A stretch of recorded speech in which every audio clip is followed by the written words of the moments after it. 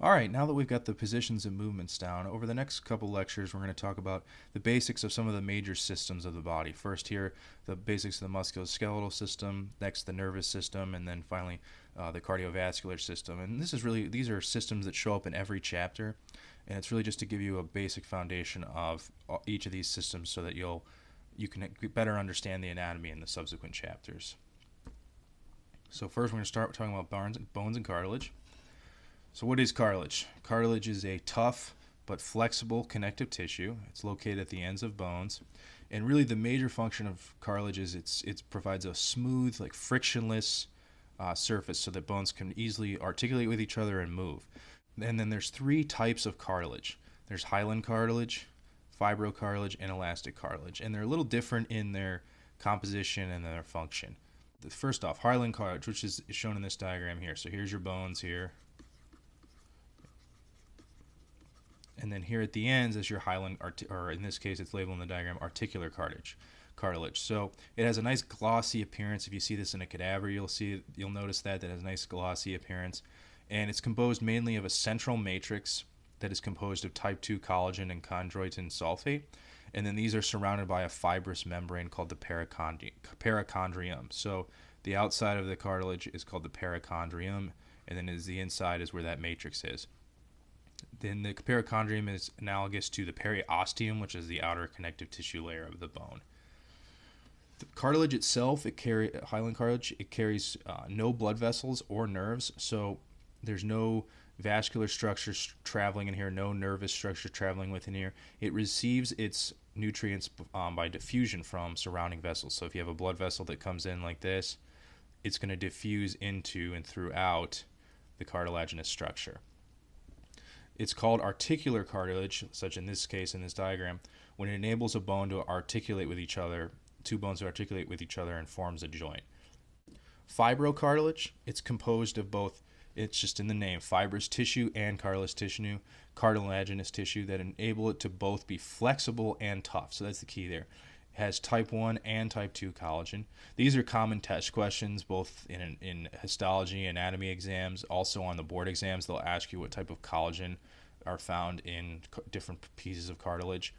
It's found in structures that must resist a great deal of force but also enable a good amount of movement. And a perfect example of that is the spine.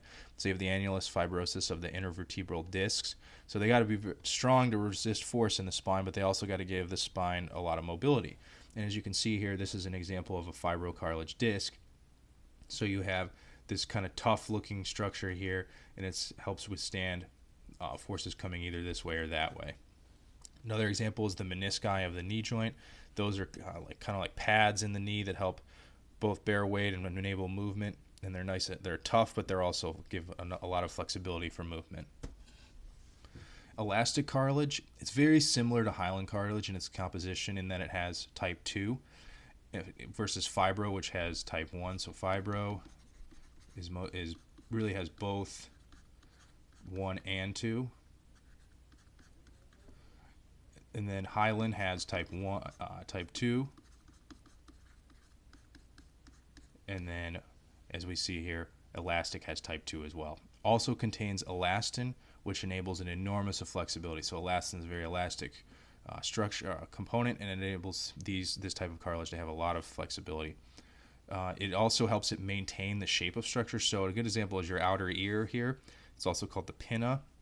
This structure, you can feel it on yourself how it's movable, but it holds it in place. That has elastic cartilage in it.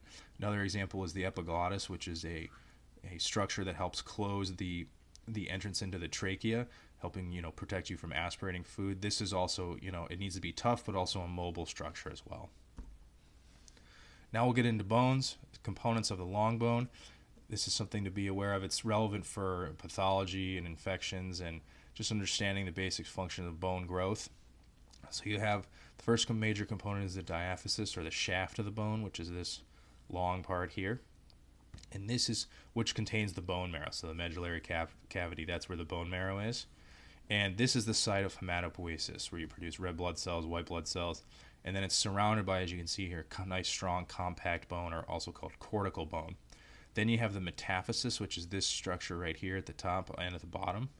and it is a very highly vascularized region, which is between the diaphysis and the epiphysis, and it helps form the growth zone during bone development. So during development, there's a lot of metabolic activity. You need a good blood supply. The metaphysis provides that.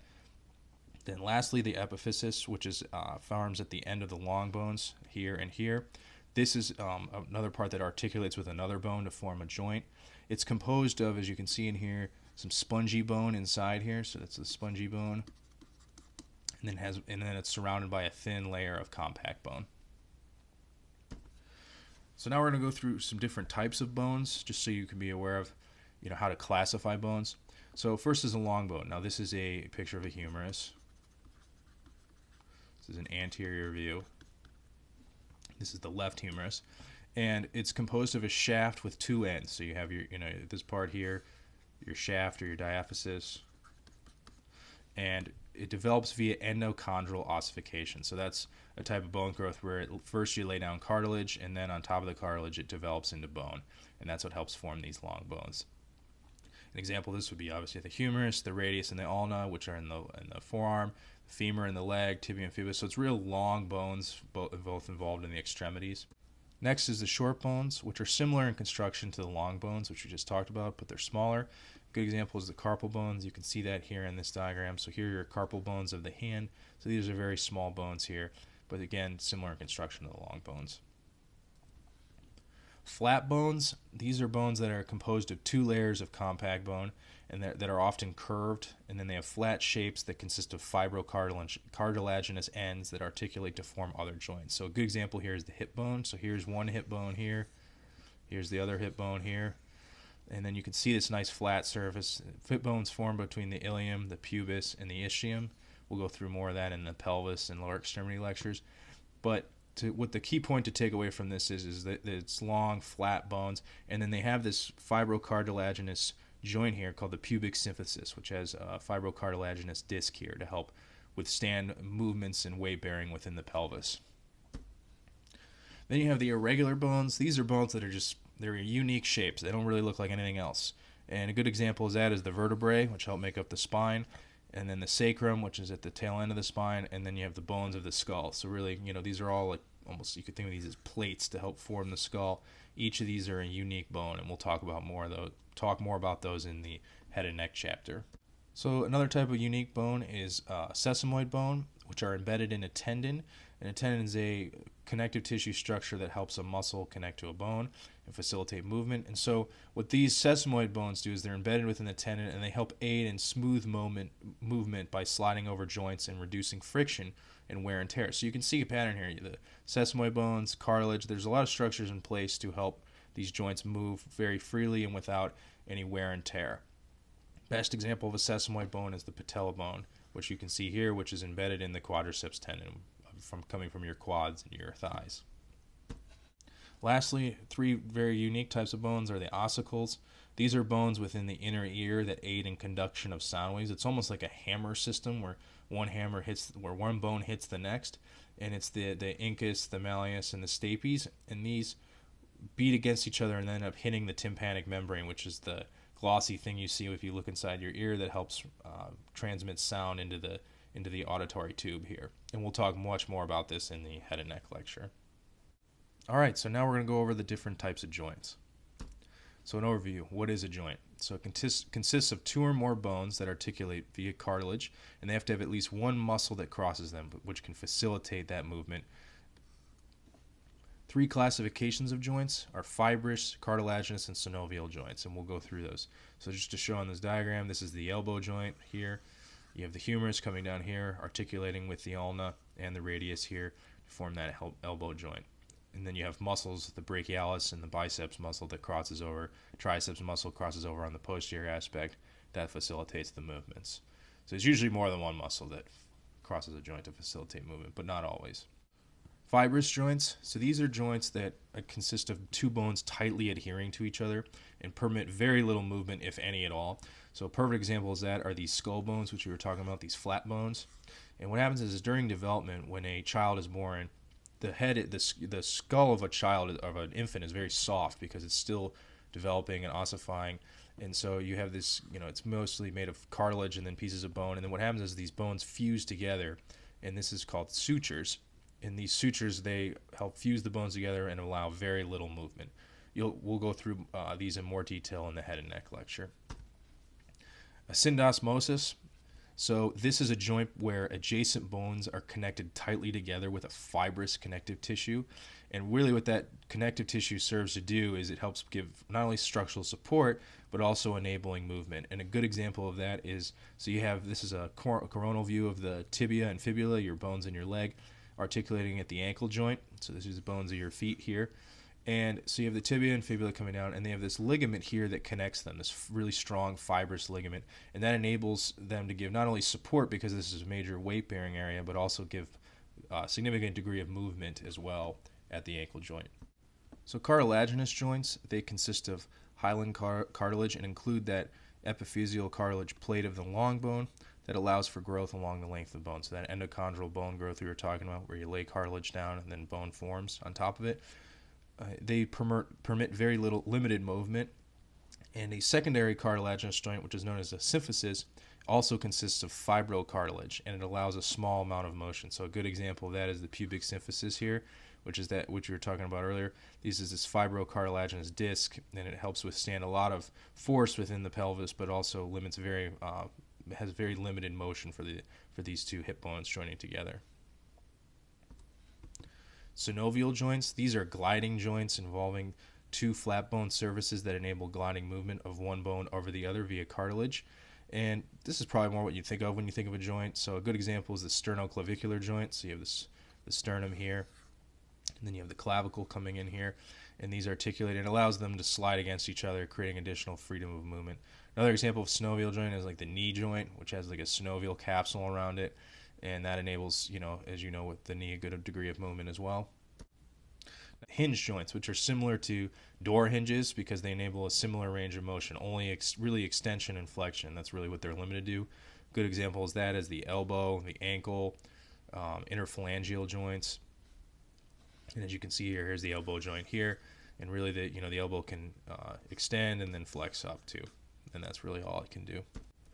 Pivotal joints involve one bone rotating on another, and so what happens is you have, for example, in the superior and inferior radial ulnar joints, if you look at the proximal part here, this is the proximal part of the radius. It spins here on the ulna, or rotates on the ulna, and so it pivots around a bony ring on the opposing bone. So that would be the ulna. So that's the example of a pivotal joint. Ball and socket joints. These, it's just in the name, consists of a ball and then a socket here that you stick it in, and it allows a significant degrees of motion because this ball can rotate all around in the socket. So it allows flexion, extension, abduction, adduction, medial and lateral rotation, circumduction in the lower extremity. And the examples of these are the shoulder and the hip joints. You can see the hip joint here, that ball articulating into the socket here. Saddle joints. So they consist of two opposing bony surfaces that are really reciprocal curves of each other. So one's concave, one's convex, and this enables flexion, extension, abduction, adduction, and circumduction, but no axial rotation at all. And a good example of this is a carpo-metacarpal joint of the thumb, and then the patellar femoral joint here. So this is a lateral view of the knee joint. And you have the femur coming down here, and then the tibia here, and then you have the patella, which forms. And you can see this has one curve here and then a reciprocal curve here. So that enables nice gliding motion, limiting that friction to allow easy joint movement. And then lastly, we have condylar joints. So these consist of one bone with two convex condyles articulating with two concave, so two reciprocal curves, two concave condyles, which allow flexion and extension. A good example of this is the wrist joint. So you have the radius coming in here, and it has this curve here, and then the reciprocal curve of the carpal bones as well here. And lastly, to close out this lecture, we're going to talk about the different types of muscles and muscle appendages. First type of muscle is skeletal muscle, which is composed of striated muscle fibers that form muscle bellies that attach to bones. So you have the biceps brachii muscle here. You can see it forming proximal attachments to the scapular bone and then distal attachment to the radius. Crosses joints, that's what helps it make movement. Something to pay attention to is striated muscle. You'll see that here in the picture even. It's striated. These are also skeletal muscles. You see these striations. It's an important detail to pay attention to for the different types of muscles. And what it means is muscle fibers are organized into parallel bundles. And the histological term is sarcomeres, so it has like repeating sarcomeres. You have one sarcomere here, another sarcomere here, and then so on and so on. And what these are is help organize and coordinate contraction within the muscle. That's important to know. And then also to know is that skeletal muscle is innervated by somatic motor neurons, which are carried by peripheral nerves from the spinal cord. And we'll talk a little bit more about somatic versus visceral innervation in the next lecture, the basics of neuroanatomy. Cardiac muscle is the other type of striated muscle, and you can see here's a good histological picture of cardiac muscle, and you can see the striations within the muscles here.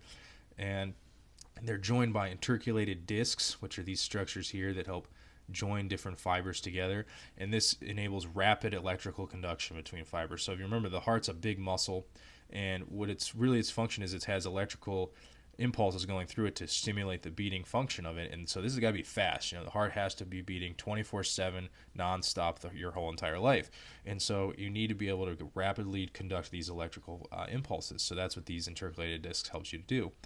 And it's only innervated by afferent and efferent neurons, which are part of the autonomic nervous system. And again, we'll talk about that in more detail in the basics of neuroanatomy, and then we have an entire basics lecture devoted to the autonomic nervous system. Big takeaway for this right now is just that you can't directly control your heart rate, or you can't directly control. Sure, you can run around the block, and that will elevate your heart rate, but at least sitting still watching this lecture, you can't decide I'm going to raise my heart rate 30 beats per minute. So that's the biggest thing just to take away from that. Smooth muscle. So these do not have the sarcomeres. They're not striated. They're spindle-shaped muscles. They kind of look like this, with a nucleus inside like that. They're kind of like nice, long, elongated cells, and they interconnect. So that you can have them interconnect like this, interconnect, and then together they form like a nice sheet of muscle, or long cords of muscle, and they form the shape of the organ that they function in. So examples would be longitudinal and circular layers in bowel. So here's a cross section of the bowel,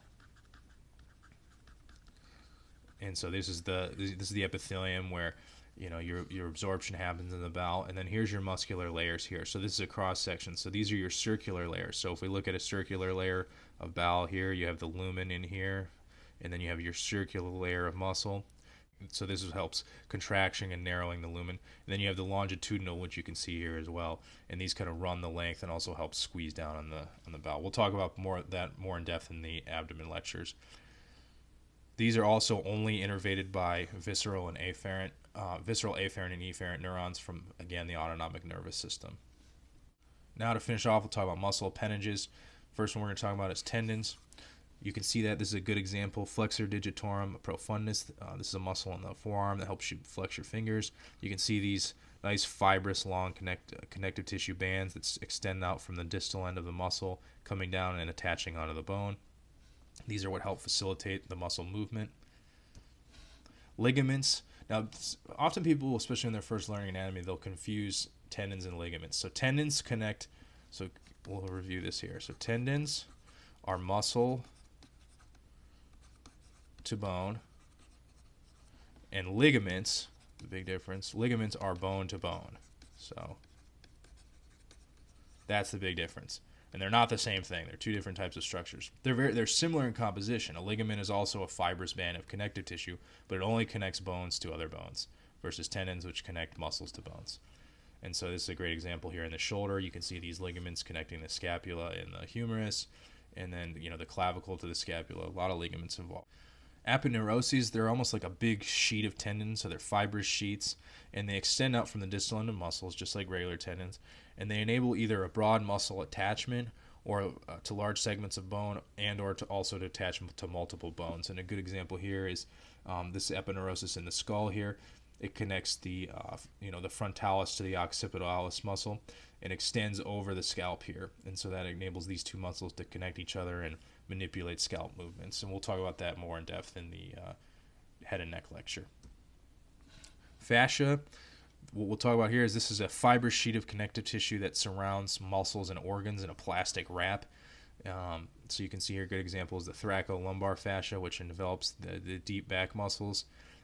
Lastly, we'll talk about bursa. So these are kind of cool. They're little pouches, and the bursa are things that if you're doing a cadaver-based class, a lot of times with the embalming process, the bursa get washed out or they're not there anymore. So if you don't see them when you're dissecting, don't be surprised. You may find one, but not likely. So what are these? These are fluid-filled sacs of synovial membrane, and they are located really in joints. So here you can see one in the knee joint. You'll see them in the shoulder joint.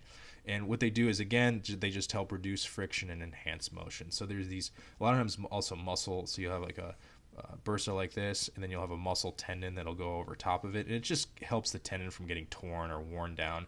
And so it's really just, again, another structure to help facilitate movement.